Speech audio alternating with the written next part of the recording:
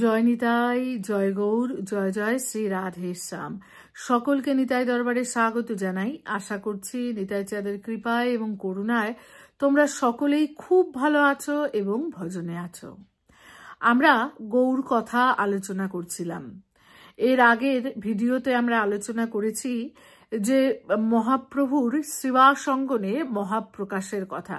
শ্রীবাস পণ্ডিতের ঘরে মহাপ্রভুর যে মহাপ্রকাশ তা কিন্তু আমরা এর আগের ভিডিওতে আলোচনা করেছিলাম।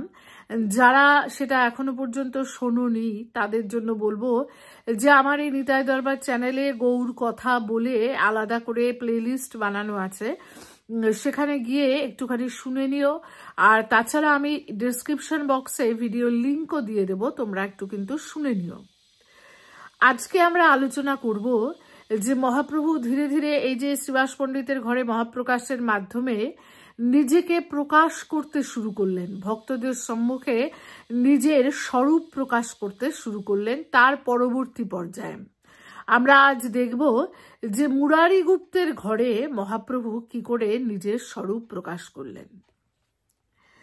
মহাপ্রভু তার সঙ্গীদের নিয়ে অহর্নিশি কৃষ্ণ প্রেম গান, কৃষ্ণ প্রেমে, কৃষ্ণ নামে, কীর্তনে মগ্ন হয়ে আছেন। এক এক দিন এক এক রকম ভাব মহাপ্রভুর মধ্যে উৎপন্ন হচ্ছে এবং সেই ভাব অনুযায়ী কিন্তু তিনি লীলা করছেন, কীর্তন করছেন, আর ভক্তরাও আস্বাদন করছে সেই ভাব অনুযায়ী। একদিন বরাহ ভাবের শ্লোক শুনতে পেলেন মহাপ্রভু। একদিন বরাহ ভাবের শ্লোক শুনে মহাপ্রভুর মধ্যে সেই বরাহ অবতারের ভাব উৎপন্ন হলো। মহাপ্রভু গর্জন করতে লাগলেন, ঠিক বরাহ অবতারে যেমন গর্জন করেছেন সেভাবে। গর্জন করতে করতে প্রভু চললেন মুরারি গুপ্তের বাড়ি। মুরারি গুপ্ত ছিলেন রাম উপাসক। প্রভু অন্তরে মুরারি গুপ্তকে খুব ভালোবাসতেন, ঠিক যেমন রঘুনাথ রূপে, রাম রূপে হনুমানকে ভালোবেসেছিলেন, ঠিক তেমন ভাবেই কিন্তু প্রভু গৌর সুন্দর আমার মুরারি গুপ্তকে খুব ভালোবাসতেন। তো মুরারি গুপ্তের গৃহে তিনি এসে উপস্থিত হলেন এবং মুরারি গুপ্তের গৃহে যেই মাত্র উপস্থিত হলেন মুরারি গুপ্ত কিন্তু তার চরণ বন্দন করলেন। তখন প্রভু শুকর শুকর রব করতে করতে মুরারি গুপ্তের বিষ্ণু গৃহে অর্থাৎ ঠাকুর ঘরে প্রবেশ করলেন। সেখানে জলের একটা পাত্র রাখা ছিল। সেটা দেখে প্রভু করলেন কি, দাঁতে করে সেই জলের পাত্রকে তুলে ধরলেন। ঠিক যেমন পৃথিবী যখন মহাসমুদ্রে নিমজ্জিত হয়ে গিয়েছিল, প্রভু বরাহ অবতারে প্রভু কি করলেন, দাঁতে করে পৃথিবীকে সেই মহাপয়োধি জল থেকে উদ্ধার করেছিলেন। ঠিক সেই রকম ভাবেই মহাপ্রভু এইবার কি করলেন, দাঁতে করে সেই জলপাত্র তুলে ধরলেন। তারপর প্রভু মুরারি গুপ্তকে বললেন যে মুরারি আমার স্তুতি করো।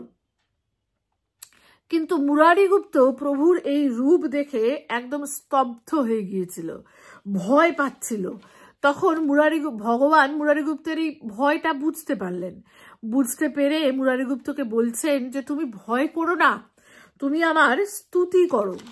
তখন মুরারি গুপ্ত কাঁদতে কাঁদতে বলছেন যে প্রভু, সহস্র ফণাযুক্ত যে অনন্ত নাগ, যিনি সহস্র মুখে আপনার স্তুতি করছেন, তিনি স্তুতি করে আপনাকে ব্যাখ্যা করতে পারছেন না, রূপ ব্যাখ্যা করতে পারছেন না, তত্ত্ব ব্যাখ্যা করতে পারছেন না। তাহলে আমি সামান্য জীব, আমার কি সাধ্য আছে যে আমি আপনার স্তুতি করি? এই সমস্ত জগৎ বেদকে সার বলে মানে, বেদ বাক্যকে সার বাক্য বলে স্বীকার করে। সেই বেদও আপনাকে সম্পূর্ণরূপে ব্যাখ্যা করতে সক্ষম নয়। তাহলে আমার মতোই অধম লোক কিভাবে আপনার ব্যাখ্যা করবে, আপনার স্তুতি করবে? আপনি নিজে যদি আপনাকে না জানান তাহলে অন্য কেউ আপনাকে জানতে পারে না।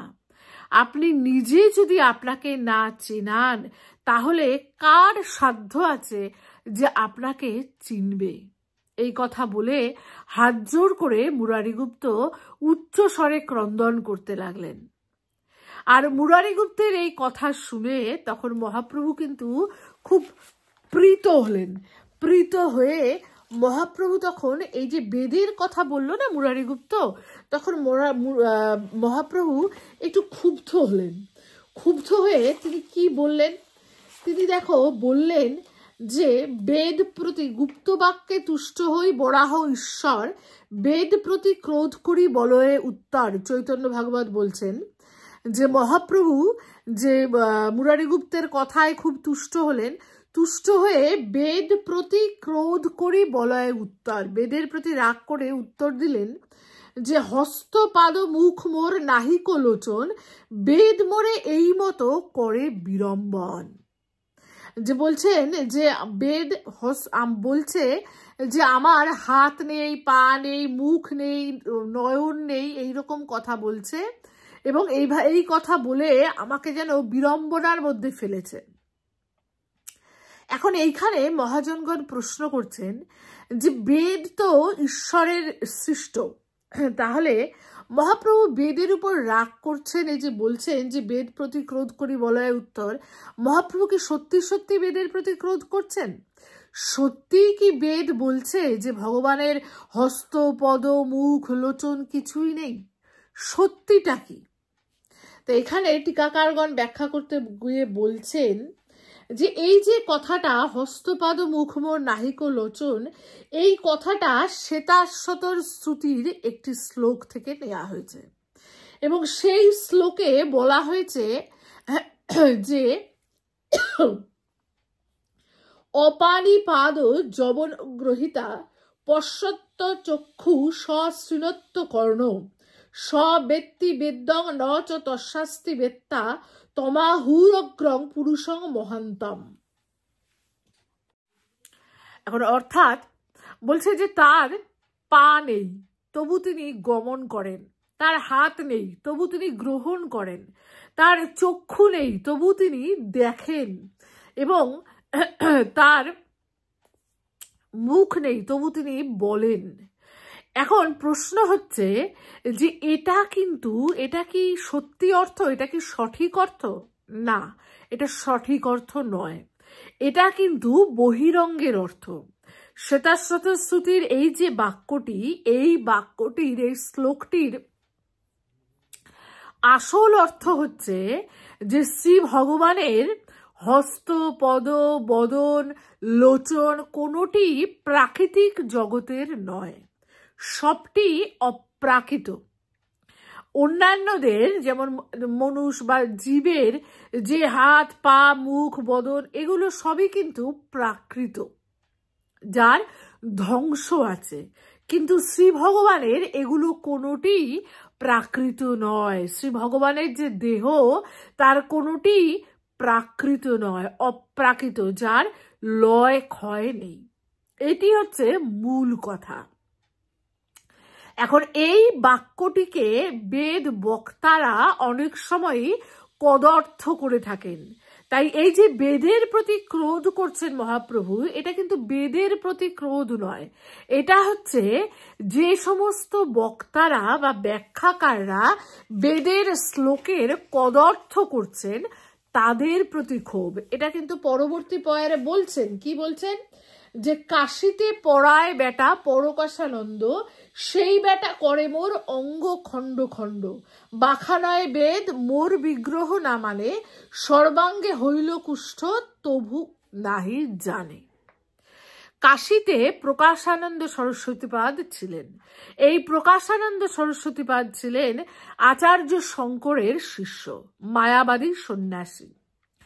তারা যে বেদকে যে ব্যাখ্যা করতেন, তারা তো বেদান্তের ব্যাখ্যা করতেন, সেই ব্যাখ্যাতে কিন্তু তারা এই শ্লোকটিকে এইভাবেই ব্যাখ্যা করতেন এবং যাতে করে কি হতো যে ভগবত অঙ্গের, বলছে যে দেহ খণ্ড খণ্ড হওয়ার মতো অপরাধ, বেদের শ্লোক ভগবানের দেহ, এবং সেখানে যদি সেটাকে কদর্থ করা হয় তাহলে কিন্তু তা যেন ভগবৎ স্বরূপের দেহকেই খণ্ড খণ্ড করার সমান, এবং তাতে যে পাপ হয় তাতে কিন্তু কুষ্ঠ ব্যাধিগ্রস্ত হয়ে থাকে।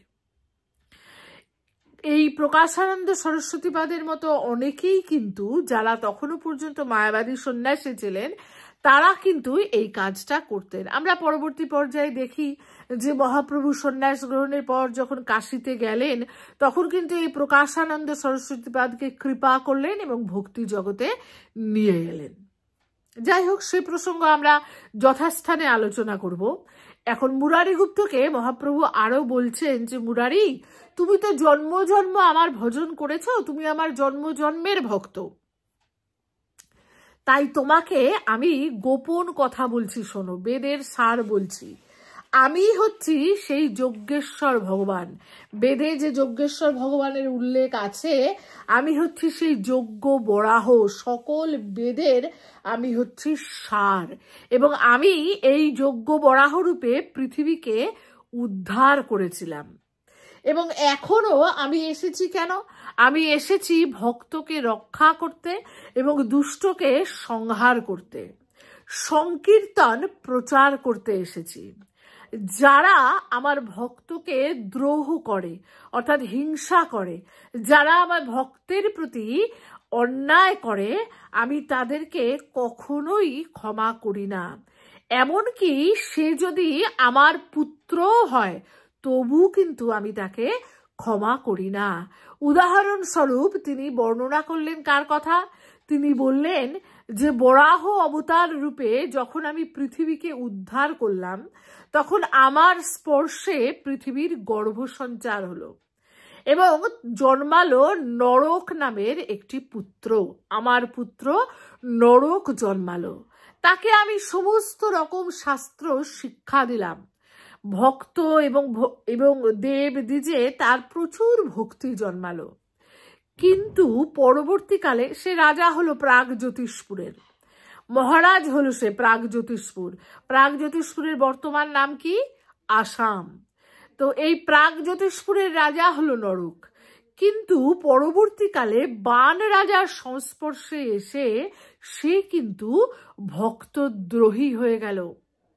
তার রাজ্যে তখন আর ব্রাহ্মণ ভক্তরা কিন্তু ভক্তি অঙ্গ যাজন করতে পারল না, সে অত্যাচার করতে শুরু করলো। তখন শ্রীকৃষ্ণ রূপে আমি কিন্তু আমারই পুত্র নরককে হত্যা করে ভক্তদের রক্ষা করলাম। তাই যারা আমার ভক্তদের উপর অত্যাচার করবে আমি কিন্তু তখন তাদের সংহার করব। ভক্ত রক্ষার্থে আমি কিন্তু দেখব না যে সে আমার পুত্র কিনা। তাই আমি তোমাকে সকল তত্ত্ব কথা জানালাম। এই কথা শুনে মুরারিগুপ্ত কি করলেন? মুরারিগুপ্ত বিহল হয়ে ক্রন্দন করতে লাগলেন এবং ভগবানের শ্রীচরণে পতিত হলেন। এইভাবে সমস্ত সেবকের ঘরে ঘরে মহাপ্রভু যাচ্ছেন এবং সমস্ত সেবককে নিজ তত্ত্ব কিন্তু জানাচ্ছেন। এবং তাতে করে কি হচ্ছে? সমস্ত ভক্তদের মন থেকে এই যে পাষণ্ডদের, যে জবনদের একটা ভীতি কাজ করছিল, সেই ভীতিটা কিন্তু দূরে চলে যেতে লাগলো এবং সকলে কৃষ্ণ কীর্তনানন্দে মেতে উঠতে লাগলেন। ভক্তরা তো খুব খুশি, কিন্তু মহাপ্রভুর মনে কিন্তু তখনও একটু কষ্ট রয়ে গেছে। কেন কষ্ট রয়ে গেছে? না, তখনও ভাই নিত্যানন্দের সঙ্গে আমার গৌরের কিন্তু মিলন হয়নি। গৌর এখন প্রতিনিয়ত অপেক্ষা করে আছেন যে কোথায় নিত্যানন্দকে পাই। সকল ভক্তের সঙ্গে তো মিলন হয়ে গেল, কিন্তু কই আমার ভাই নিত্যানন্দের সঙ্গে তো আমার এখনো মিলন হলো না।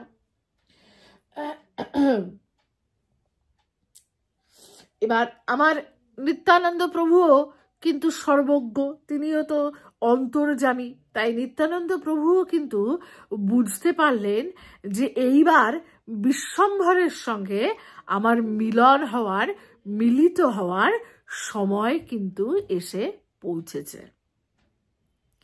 তো এইবার কিন্তু নিত্যানন্দ প্রভুর সঙ্গে আমার মহাপ্রভুর মিলন হবে। এই নিত্যানন্দ প্রভুর সঙ্গে মহাপ্রভুর মিলন কথা আমরা এর পরের ভিডিওতে পরের দিন আলোচনা করব। আজকের আলোচনা এই পর্যন্তই থাক। কেমন লাগলো আলোচনা অবশ্যই কিন্তু কমেন্ট বক্সে লিখে জানিও। ভিডিওটা পুরো শুনো, এবং যারা এখনো এই নিতাই দরবার চ্যানেল সাবস্ক্রাইব করোনি তারা কিন্তু সাবস্ক্রাইব করে নিও। জয় নিতাই, জয় গৌর, জয় জয় শ্রী রাধেশ্যাম।